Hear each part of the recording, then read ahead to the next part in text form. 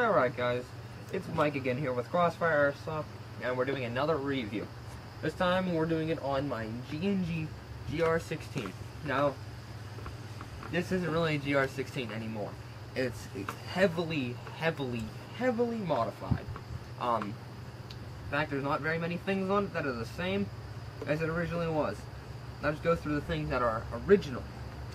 This upper receiver is original. This lower receiver is original. This trigger guard, trigger, bolt catch, and selector switch, along with charging handle, are all that's on this gun. They're original. And of course, the forward assist on this side and the dust cover. But you know you can't really replace those for any purposes.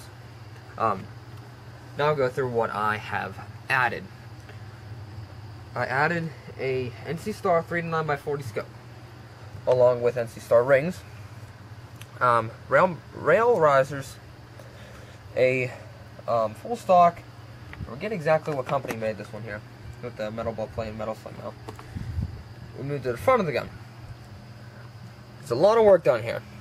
I added a Mad Bull 16.5 inch rail RIS interface system. May not be exactly 16.5. It's around there. It's the biggest one I have.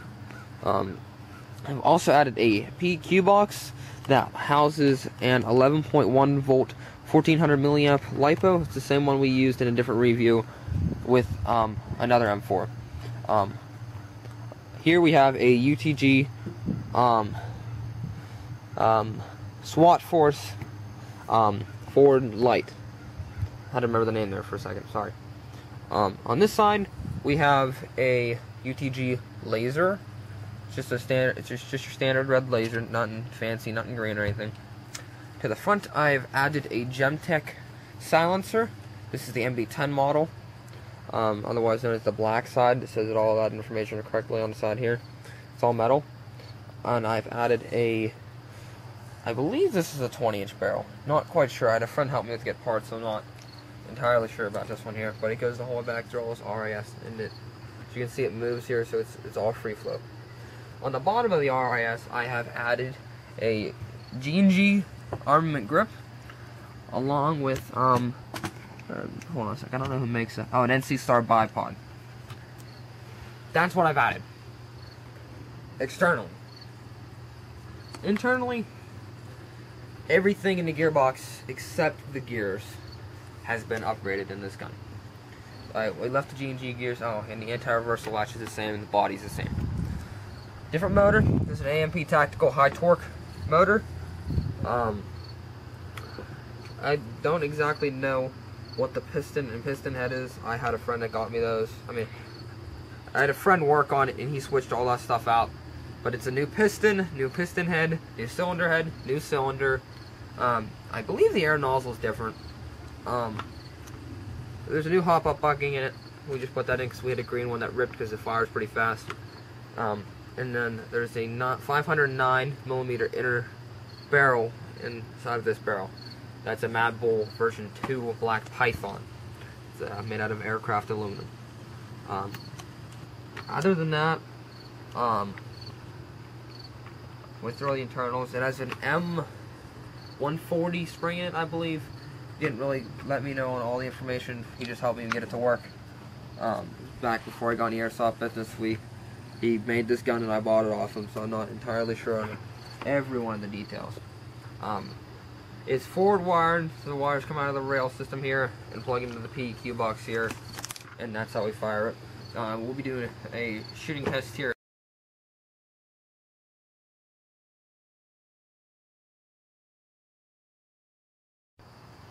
Hey guys, we're here at our little range we have set up here.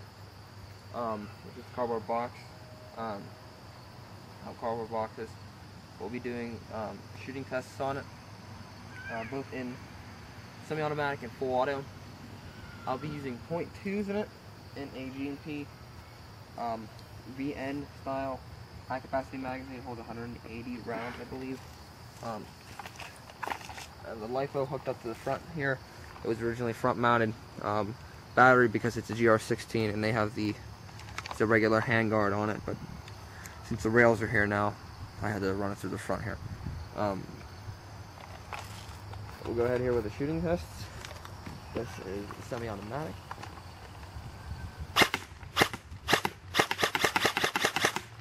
It's almost immediate trigger response on it.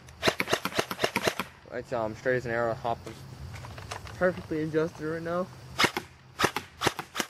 Scope, however, isn't. Yeah, it's like a wand. We'll be doing it full auto here. And 3, 2, 1. Gotta wind it. Wand doesn't hold that much on the clip, the only downside to the end clips.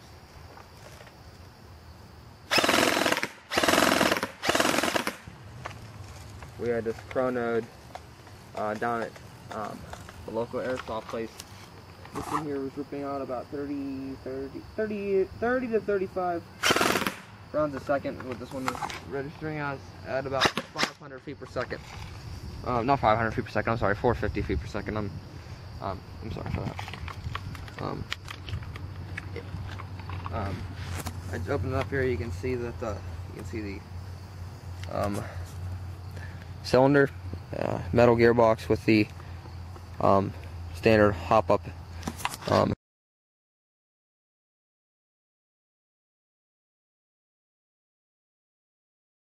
Good. This is glued with on this, guys.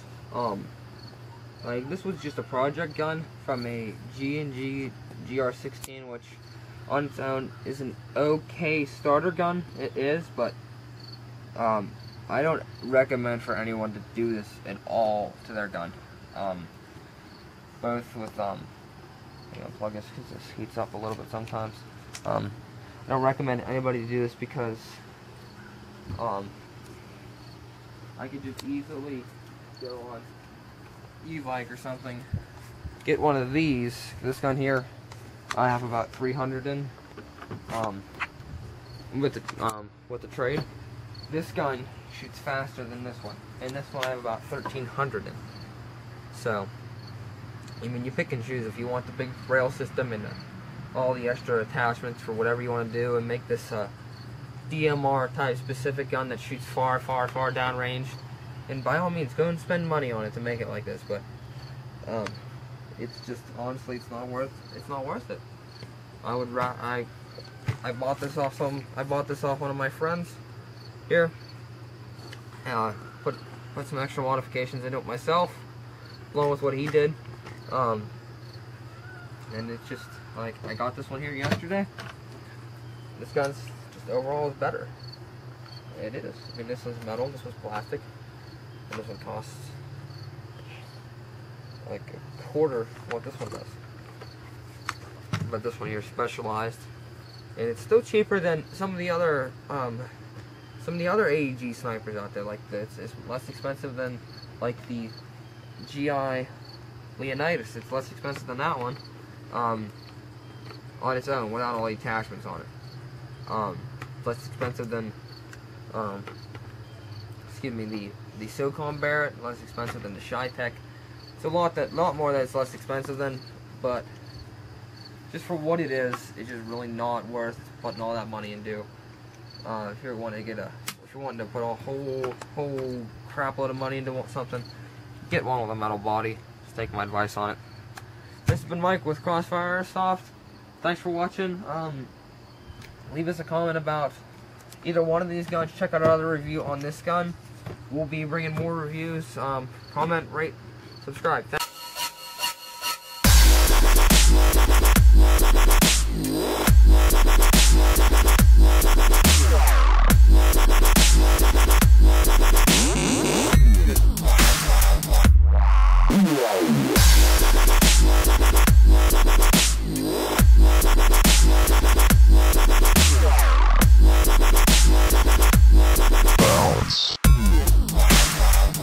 Low frequency.